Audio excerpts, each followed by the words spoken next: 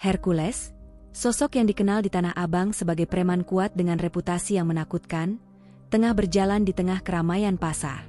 Langkahnya pasti, tubuh besar dan otot-otot yang terlihat jelas di balik jaket kulitnya memberi kesan bahwa dia adalah raja di kawasan itu. Setiap orang yang melihatnya pasti tahu siapa dia, dan jika mereka tidak ingin masalah, mereka akan menjaga jarak. Hercules bukan hanya seorang preman biasa. Dia adalah simbol kekuatan, ketakutan, dan pengaruh. Markasnya yang terletak di sebuah bangunan tua di pusat pasar, adalah tempat di mana urusan bisnis dan hukum jalanan berjalan sesuai dengan aturan yang ia buat. Hari itu, seperti biasa, Hercules sibuk dengan urusan pengumpulan uang pelindung dari toko-toko kecil yang terletak di sepanjang jalan Tanah Abang. Pasar yang penuh sesak dengan pedagang dan pembeli membuat suasana semakin riuh. Di tengah keramaian, Hercules merasa nyaman, bahkan seolah tak ada yang bisa mengusiknya. Namun, tanpa sengaja, sebuah insiden terjadi yang akan mengubah segala-galanya. Di salah satu sudut pasar, sebuah kerumunan besar tengah berkumpul. Di antara mereka adalah Habib Rizik, seorang tokoh agama yang sangat dihormati dan memiliki banyak pengikut. Rizik baru saja menyelesaikan pertemuan dengan sejumlah pengikutnya dan sedang berjalan menuju mobilnya. Tanpa disadari, Hercules, yang sedang melewati kerumunan itu, menabrak salah satu pengikut Rizik yang berdiri di depan, sehingga menyebabkan Habib Rizik hampir terjatuh. Hercules segera melangkah maju, mencoba untuk meminta maaf, namun sikapnya yang kasar dan tidak terlalu perhatian membuat suasana semakin tegang. Rizik yang merasa sedikit terganggu oleh kejadian tersebut, memandang Hercules dengan tatapan tajam. Beberapa pengikutnya mulai bergerak, melihat ketegangan yang muncul di antara mereka. Sebagian besar mereka mulai menyadari siapa sosok di depan mereka, dan segera menyadarkan diri. Namun, salah satu dari mereka, yang tidak bisa menahan amarahnya, mulai berteriak, "Preman, ini sudah keterlaluan." Suasana mulai memanas. Hercules yang merasa tidak ada yang perlu diperbesar, mengangkat bahunya dan berusaha melanjutkan langkahnya tanpa peduli lebih jauh. Namun, suara teriakan itu semakin memancing perhatian. Tidak hanya pengikut Rizik yang merasa terhina, namun beberapa pedagang yang melihat kejadian itu mulai membicarakannya. Berita ini pun segera menyebar dengan cepat, hingga akhirnya mencapai telinga para pemimpin FPI, organisasi yang dibentuk untuk menjaga kehormatan umat Islam dan memerangi segala bentuk penindasan. Pimpinan FPI, yang selama ini dikenal dengan sifat keras dan tegas dalam membela agama dan hak-hak umat, segera merencanakan tindakan. Bagi mereka, kejadian ini bukanlah masalah sepele. Mereka melihatnya sebagai penghinaan terhadap seorang ulama yang dihormati. Mereka memutuskan untuk mengirimkan utusan mereka untuk menemui Hercules di markasnya, meminta pertanggungjawaban dan klarifikasi atas apa yang terjadi. Saat kabar itu sampai ke telinga Hercules, ia hanya tersenyum sinis. "Apa mereka pikir saya takut dengan ancaman seperti itu?" gumamnya kepada anak buahnya. Hercules tahu bahwa selama ini dia telah menjadi ancaman bagi siapapun yang berani melawannya, dan dia merasa kejadian kecil itu tidak lebih dari sekedar gangguan dalam rutinitasnya. Namun, ia juga tahu bahwa FPI adalah kekuatan besar di Tanah Abang, dan jika mereka benar-benar datang, itu bisa merusak ketenangan yang telah ia bangun. Hari berikutnya, markas Hercules dipenuhi dengan suara langkah-langkah keras dan berdebar. Anak buahnya bersiap-siap menghadapi kemungkinan pertemuan besar.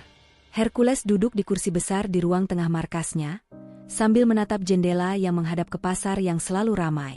"Jika mereka datang, kita hadapi saja," ujarnya dengan nada tegas. "Tanah Abang ini bukan milik siapapun selain saya." Namun di dalam hatinya, ada sedikit perasaan tidak nyaman yang mulai tumbuh. Ia merasa sesuatu yang besar akan terjadi. Ketegangan semakin terasa ketika para utusan FPI akhirnya tiba di depan markas Hercules. Mereka datang dengan jumlah yang cukup banyak, dipimpin oleh seorang pemimpin yang dikenal dengan ketegasan dan keberaniannya. Hercules menatap mereka dari balik pintu markasnya. Seketika, dia merasakan perubahan suasana yang tidak pernah ia rasakan sebelumnya. Ini bukan hanya tentang kekuatan fisik lagi, ini tentang sesuatu yang lebih besar. Harga diri, kepercayaan, dan pengaruh. Dengan langkah perlahan, utusan FPI memasuki markas Hercules, siap untuk menghadapi sosok yang telah membuat marah banyak orang. Mereka datang bukan hanya untuk menuntut permintaan maaf, tetapi juga untuk menunjukkan bahwa setiap tindakan tidak terpuji harus mendapatkan balasan. Mereka tahu bahwa Hercules, meski memiliki kekuatan di jalanan, tak akan mudah menghindari tuntutan dari mereka.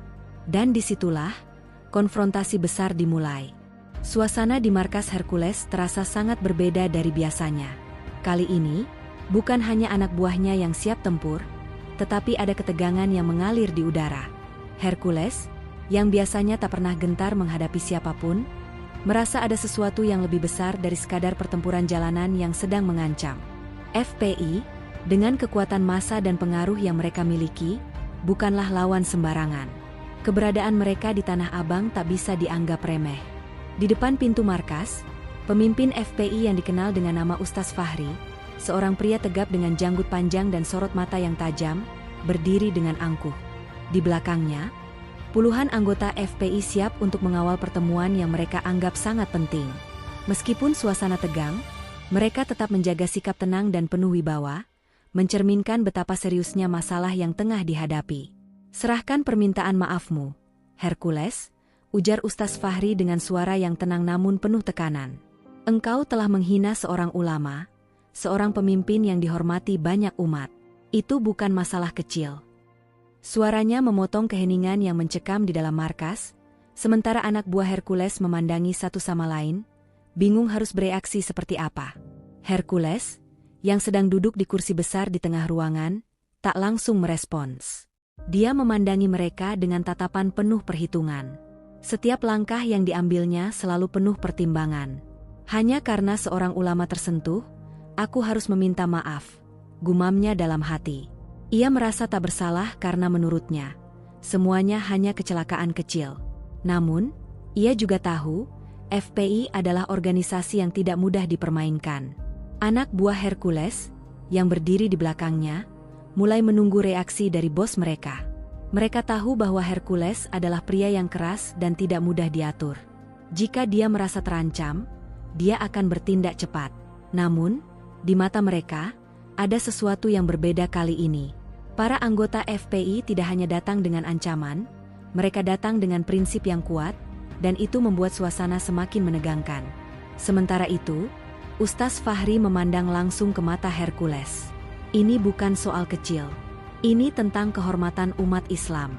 Kami tidak akan diam jika seorang ulama dilecehkan, bahkan oleh preman sepertimu." Ucapan itu seperti tamparan keras yang menggema di ruangan. Hercules yang biasanya tak gentar dengan ancaman, mulai merasakan ada sesuatu yang berbeda dalam cara mereka menghadapinya. Untuk pertama kalinya, ia merasa dirinya bisa kalah dalam sebuah pertempuran. Bukan fisik, tetapi kehormatan. "Jadi, apa yang kalian inginkan?" tanya Hercules dengan suara datar, mencoba untuk tetap tenang meskipun hatinya mulai resah. "Apakah kalian ingin aku berlutut di depan kalian dan meminta maaf?" Tanya itu terucap dengan nada sinis. Meski di dalam hati, dia mulai berpikir bahwa FPI tidak akan begitu saja mundur. Ustaz Fahri menatap Hercules dalam diam sejenak. "Kami tidak menginginkan permintaan maaf yang kosong. Kami ingin engkau mengerti bahwa tindakannya punya konsekuensi. Apa yang engkau lakukan bukan hanya merendahkan satu orang, tetapi seluruh umat yang menghormati Habib Rizik. Ini soal kehormatan, bukan sekadar permintaan maaf yang bisa diucapkan begitu saja." Ketegangan semakin terasa ketika Hercules bangkit dari kursinya. Setiap gerakannya penuh dengan ketegasan dan kekuatan, tetapi ada sedikit keraguan yang mulai muncul. Ia berputar ke arah jendela, melihat hiruk-pikuk Tanah Abang yang terus berlanjut tanpa peduli dengan apa yang terjadi di dalam markasnya. "Aku tidak takut dengan kalian," ujar Hercules, suaranya tegas namun sedikit ragu. "Tapi aku tahu, jika ini terus berlanjut, Tanah Abang bisa jadi tempat yang lebih kacau daripada yang sudah kalian lihat." Di luar, suara hiruk-pikuk pasar terus terdengar, namun di dalam markas, hanya ada keheningan yang mencekam. Percakapan antara Hercules dan FPI seperti pertandingan catur yang sangat hati-hati, dengan kedua pihak saling menunggu gerakan berikutnya. Hercules tahu, pertempuran fisik mungkin bukan solusi kali ini. FPI memiliki pengaruh yang lebih luas, dan dia bisa saja kalah dalam pertempuran ini jika tidak berpikir lebih matang. Hercules akhirnya berbalik, menghadap FPI dengan ekspresi yang serius. "Aku tak akan meminta maaf begitu saja," katanya, Tapi aku paham, aku mungkin telah melakukan sesuatu yang kalian anggap salah. Kalau begitu, kita selesaikan ini dengan cara yang berbeda. Aku ingin berbicara lebih jauh. Kalau kalian ingin menghormati Habib Rizik, aku ingin tahu apa yang bisa kita lakukan untuk memperbaiki ini tanpa harus berkelahi. Kalimat terakhir itu bukan hanya sebuah tawaran, tetapi juga sebuah pengakuan. Hercules, yang selama ini dikenal dengan ketangguhan fisiknya, kini mulai memahami bahwa kekuatan sejati tak selalu terletak pada kekerasan. Setelah pernyataan Hercules yang cukup mengejutkan itu, suasana di dalam markas tiba-tiba menjadi lebih hening. Anak buah Hercules terperangah mendengar kalimatnya. Mereka yang biasa melihat bos mereka penuh dengan keberanian yang tak terbantahkan, kini mulai mempertanyakan apa yang sedang terjadi. Hercules, yang dikenal keras dan tak kenal takut, baru saja menunjukkan sisi lain yang jarang mereka lihat, keraguan-raguan. Ustaz Fahri, yang memimpin FPI, memandang Hercules dengan tatapan yang lebih tajam. Ia tidak segera menjawab, namun jelas bahwa ia merasa sedikit terkejut dengan sikap Hercules yang tiba-tiba berubah. "Jadi, kau mulai berpikir tentang konsekuensi dari tindakanmu," ujarnya akhirnya, masih dengan nada tegas namun lebih terbuka. "Jika itu benar, maka kita bisa bicara lebih jauh." Hercules berjalan mundur beberapa langkah, mengamati FPI yang ada di hadapannya. Ia tahu, meskipun FPI tidak datang dengan senjata terbuka, mereka datang dengan moralitas yang kuat dan prinsip yang sangat sulit digoyahkan. Hercules mulai merenung. Jika ia ingin menjaga posisinya di Tanah Abang, dia tidak bisa melawan prinsip yang mereka bawa. FPI bukan hanya tentang kekuatan fisik, tetapi tentang keyakinan yang bisa mempengaruhi banyak orang. "Baiklah," kata Hercules, mengubah posisinya. "Mari kita bicarakan solusi yang lebih damai. Aku tak ingin ada kerusuhan di sini. Tanah Abang sudah cukup kacau dengan bisnis yang kami jalankan, dan aku tidak ingin membuatnya lebih buruk." Suaranya kini lebih tenang, meski masih terdengar penuh perhitungan. Ia sadar bahwa mencari jalan tengah mungkin adalah satu-satunya cara untuk menyelesaikan masalah ini, tanpa menghancurkan apa yang telah ia bangun selama ini. Ustaz Fahri mengangguk pelan, menilai kejujuran dalam kata-kata Hercules. "Kami bukan datang untuk menghancurkanmu, Hercules. Kami datang untuk memastikan bahwa perbuatan yang tidak pantas tidak terulang. Kehormatan ulama adalah kehormatan umat. Jika engkau sungguh berniat memperbaiki keadaan, maka kami akan mendengarkan." Ia melangkah maju, mendekati Hercules, dan menatapnya dengan penuh harapan. Anak buah Hercules mulai saling berbisik, terheran-heran dengan perkembangan yang terjadi. Mereka tidak menyangka bos mereka akan memilih untuk berbicara dan mencari jalan damai, bukan berhadapan langsung dengan kekuatan FPI. Beberapa di antaranya tampak khawatir, sementara yang lainnya merasa sedikit lega, berpikir bahwa ini mungkin cara terbaik untuk menghindari konflik besar. Hercules kemudian duduk kembali di kursi besarnya, matanya menatap langit-langit markas yang usang. "Jika kita benar-benar ingin menjaga kehormatan, kita harus melakukan lebih dari sekadar meminta maaf atau saling mengancam," ujarnya dengan suara yang lebih dalam. "Tanah Abang ini penuh dengan orang-orang yang membutuhkan perhatian kita. Jika kalian ingin saya berubah, maka kita bisa bekerja sama untuk sesuatu yang lebih besar. Bukan hanya tentang satu insiden, tapi tentang bagaimana kita bisa memberikan lebih banyak manfaat bagi masyarakat di sini." Ustaz Fahri terdiam sejenak, seolah mencerna setiap kata yang diucapkan Hercules. Ia bukan orang yang mudah terpengaruh, namun kali ini ia merasakan sesuatu yang berbeda dalam pendekatan Hercules. "Apa yang kau tawarkan, Hercules?" tanyanya akhirnya, sedikit curiga namun juga berharap. "Apa yang kau ingin lakukan untuk menebus kesalahanmu?" Hercules memandangnya dengan tajam. "Aku bisa membantu membangun fasilitas pendidikan untuk anak-anak di Tanah Abang. Aku bisa memberikan bantuan bagi mereka yang membutuhkan, terutama yang tak mampu membeli barang dagangan mereka. Aku juga akan memastikan bahwa para pedagang kecil tidak lagi terintimidasi oleh orang-orang seperti saya di masa lalu." Hercules menyadari bahwa itu adalah langkah pertama yang bisa ia ambil untuk merubah citranya di mata FPI dan masyarakat sekitar. Ustaz Fahri terdiam, terkesan dengan tawaran tersebut. "Ini langkah besar, Hercules. Ini bukan hanya soal permintaan maaf, tapi tentang komitmen untuk benar-benar mengubah cara hidupmu. Jika engkau serius, Kami akan membantu memantau perkembangan proyek ini dan memastikan bahwa itu berjalan dengan benar. Suaranya kini lebih lembut, namun ada rasa kewaspadaan yang tetap ada. FPI bukan kelompok yang mudah percaya begitu saja, tetapi kali ini mereka merasakan bahwa Hercules mungkin benar-benar ingin melakukan perubahan. Hercules menundukkan kepalanya sejenak, meresapi kata-kata Ustaz Fahri. Untuk pertama kalinya dalam hidupnya, ia merasa beban yang cukup berat menggelayuti pundaknya. Tetapi, di sisi lain, ia tahu bahwa langkah ini bisa menjadi awal dari perubahan besar, baik bagi dirinya maupun untuk orang-orang di Tanah Abang. Aku siap, katanya dengan yakin. Kita akan mulai dengan langkah kecil, dan kita lihat kemana ini membawa kita. Setelah pertemuan yang penuh ketegangan itu, Hercules merasa ada angin perubahan yang mulai mengalir di dalam dirinya. Dia tidak pernah membayangkan bahwa dirinya, yang terbiasa mengandalkan kekuatan fisik dan kekuasaan jalanan, akan dipaksa untuk berpikir lebih dalam tentang dampak dari tindakannya. Namun, janji yang ia buat kepada Ustaz Fahri dan FPI bukanlah sesuatu yang bisa dianggap enteng. Jika dia ingin benar-benar berubah, dia harus membuktikannya dengan tindakan nyata. Hari-hari pertama setelah pertemuan itu, Hercules merasa seperti berada di ujung jurang. Dia mulai menghubungi beberapa orang yang bisa membantunya memulai proyek sosial yang ia janjikan, tetapi semua itu terasa asing baginya. Dunia filantropi, yang sebelumnya tak pernah ia hiraukan, kini menjadi medan yang harus ia masuki dengan hati-hati.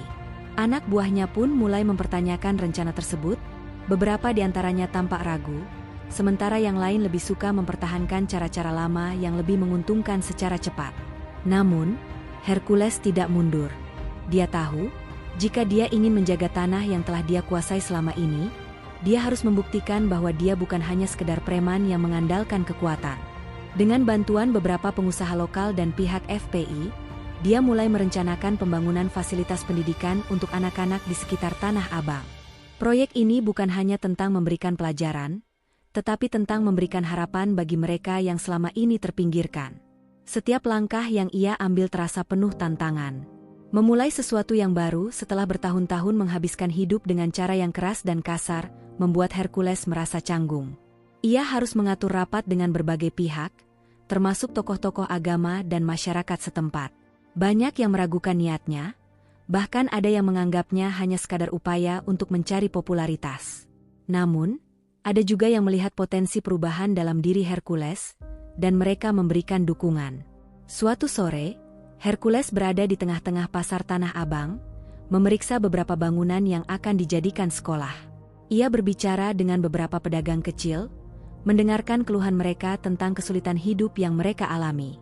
Jika anak-anak kalian bisa belajar di sini, mereka akan memiliki kesempatan yang lebih baik, katanya kepada salah satu pedagang yang tampak skeptis. Ini bukan hanya untuk kalian, ini untuk masa depan Tanah Abang. Meskipun beberapa pedagang mulai menunjukkan rasa hormat terhadap usahanya, masih ada banyak yang meragukan keseriusan Hercules.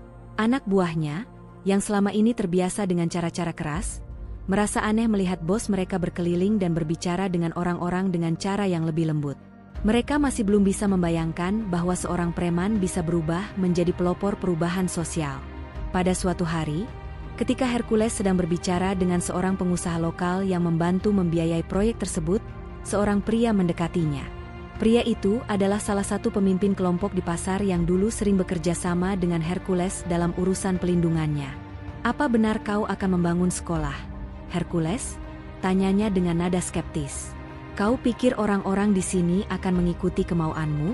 Ini bukan Tanah Abang yang dulu lagi. Hercules menatap pria itu dengan tajam. Ini bukan tentang siapa yang mengikuti siapa. Ini tentang membuat perubahan yang nyata. Kalau kau tak percaya, itu urusanmu. Tapi aku akan terus melangkah, jawabnya dengan tegas. Meskipun dalam hati ada rasa takut jika rencananya gagal, Hercules merasa bahwa ini adalah langkah yang harus diambil jika dia ingin dihormati bukan hanya oleh rakyat Tanah Abang, tetapi juga oleh dirinya sendiri. Di sisi lain, FPI terus memantau perkembangan proyek tersebut. Ustaz Fahri dan beberapa tokoh penting lainnya merasa bahwa mereka perlu memastikan bahwa Hercules benar-benar serius dengan komitmennya. Mereka datang untuk memeriksa kemajuan pembangunan fasilitas pendidikan yang dimulai oleh Hercules. Walaupun mereka tidak langsung menghalangi usaha tersebut, Mereka tetap memberikan pengawasan yang ketat agar tujuan awal dari proyek ini tetap sesuai dengan prinsip-prinsip yang mereka yakini. Sementara itu, masyarakat Tanah Abang mulai memperhatikan perubahan yang terjadi. Beberapa anak muda mulai mendaftar untuk mengikuti program pendidikan yang dibuka oleh Hercules, yang kini tidak hanya dikenal sebagai preman, tetapi juga sebagai seseorang yang berusaha memberikan kesempatan bagi mereka yang kurang beruntung. Hercules merasa sedikit lega ketika melihat anak-anak yang antusias untuk belajar, dan meskipun masih ada tantangan besar di depannya, ia merasa bahwa langkah pertama menuju perubahan telah diambil. Proyek pendidikan yang dimulai Hercules mulai menunjukkan tanda-tanda keberhasilan. Beberapa bangunan sekolah telah selesai dibangun, dan anak-anak dari keluarga pedagang kecil yang selama ini tidak pernah memiliki akses pendidikan kini dapat belajar di sana. Hercules merasa bangga melihat anak-anak itu duduk di bangku sekolah, menulis dan membaca dengan penuh semangat. Namun, meskipun ada banyak kemajuan, perjalanan ini jauh dari mulus. Tantangan baru mulai bermunculan, dan beberapa pihak mulai merasa terancam oleh perubahan yang sedang terjadi. Beberapa kelompok yang selama ini menikmati keuntungan dari kekuatan jalanan Hercules merasa bahwa bisnis mereka terancam. Mereka yang terbiasa mendapatkan uang dari cara-cara kasar mulai khawatir jika Hercules akan mengalihkan fokusnya sepenuhnya ke proyek sosial ini. Mereka menganggap bahwa jika Hercules menjadi lebih fokus pada pembangunan, maka mereka akan kehilangan perlindungan yang selama ini mereka nikmati. Para preman ini mulai membicarakan untuk kembali mengambil alih Tanah Abang dengan cara mereka sendiri. Sementara itu, FPI yang awalnya memberikan dukungan penuh mulai meragukan keseriusan Hercules. Ustaz Fahri dan para tokoh agama lainnya mulai memperhatikan bahwa meskipun proyek pendidikan berjalan lancar, Hercules tetap tidak sepenuhnya melepaskan diri dari dunia yang gelap itu. Mereka mendengar kabar bahwa beberapa bisnis ilegal di Tanah Abang masih beroperasi dengan izin darinya, meskipun ia sudah berjanji untuk berubah. Ketegangan mulai meningkat di antara mereka, dan Ustaz Fahri merasa perlu untuk menegur Hercules agar lebih konsisten dengan komitmennya. "Ini tidak cukup, Hercules," kata Ustaz Fahri dengan suara yang serius ketika mereka bertemu untuk memeriksa perkembangan proyek. "Kami melihat kemajuan yang nyata, tetapi kami juga mendengar kabar bahwa masih ada praktik-praktik lama yang terus berlanjut. Jika kau benar-benar ingin menunjukkan perubahan, kau harus menghentikan semua itu." Kata-kata Fahri memukul langsung ke inti masalah yang belum sepenuhnya selesai. Apakah Hercules benar-benar bisa meninggalkan dunia premanisme yang telah ia bangun begitu lama? Hercules merasakan tekanan yang semakin berat. Di satu sisi, dia ingin mendapatkan pengakuan dari FPI dan masyarakat Tanah Abang atas usahanya untuk berubah. Di sisi lain, ia tahu bahwa banyak orang yang masih bergantung pada cara-cara lama yang telah membuatnya kuat. Dia terjebak di antara dua dunia yang berlawanan, dan setiap langkah yang diambilnya membawa konsekuensi yang lebih besar. "Aku tahu, Fahri," katanya pelan, "tapi ini bukan perubahan yang bisa terjadi dalam semalam. Aku masih harus mengatur banyak hal." Sementara itu, kabar mengenai konflik internal ini mulai menyebar di kalangan anak buahnya. Beberapa dari mereka mulai mempertanyakan apakah Hercules benar-benar serius untuk meninggalkan masa lalunya. Mereka yang telah lama bekerja dengan Hercules merasa nyaman dengan cara-cara lama dan khawatir bahwa perubahan ini akan mengancam kehidupan mereka yang sudah mapan. Hercules harus memilih, apakah dia ingin menjadi pemimpin yang dihormati atau hanya menjadi pelayan bagi orang lain, bisik salah satu anak buahnya kepada yang lain. Di tengah konflik yang berkembang ini, sebuah insiden besar terjadi yang menguji semua keputusan yang telah diambil Hercules. Beberapa preman yang merasa terancam oleh perubahan yang dibawa oleh Hercules mulai melakukan tindakan kekerasan di beberapa titik Tanah Abang.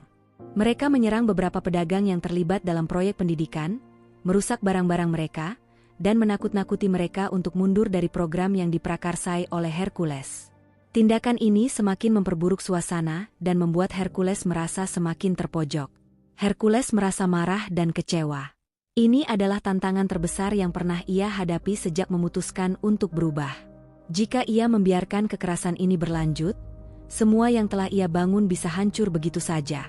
Namun, jika ia menggunakan cara-cara lamanya untuk menyelesaikan masalah ini, dia tahu bahwa itu akan menghancurkan harapan perubahan yang telah ia upayakan. Dia tidak bisa membiarkan segalanya runtuh, tetapi dia juga tidak bisa membiarkan dirinya kembali ke jalan yang salah. Pikiran Hercules berputar-putar ketika dia duduk di ruang kerjanya, merenungkan pilihan yang ada. Dia merasa terjebak. Jika dia menyerang balik, dia akan kehilangan apa yang telah dia bangun dengan susah payah. Tetapi jika dia mundur, dia akan kehilangan kepercayaan dari FPI dan masyarakat. Tindakannya kali ini akan menentukan masa depannya.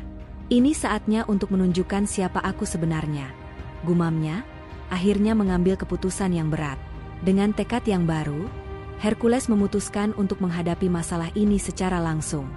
Dia mengumpulkan semua anak buahnya dan memberitahu mereka bahwa tidak ada tempat untuk kekerasan dalam Tanah Abang yang ia inginkan. Kita akan selesaikan ini dengan cara yang benar, katanya dengan suara yang penuh wibawa. Tidak ada ruang untuk premanisme lagi di sini. Hercules tahu bahwa kali ini, dia harus bertindak dengan kebijaksanaan dan keberanian yang belum pernah dia tunjukkan sebelumnya.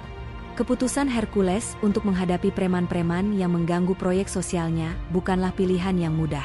Namun, dia tahu bahwa inilah saatnya untuk membuktikan bahwa perubahan yang dia janjikan bukan hanya sekadar kata-kata kosong.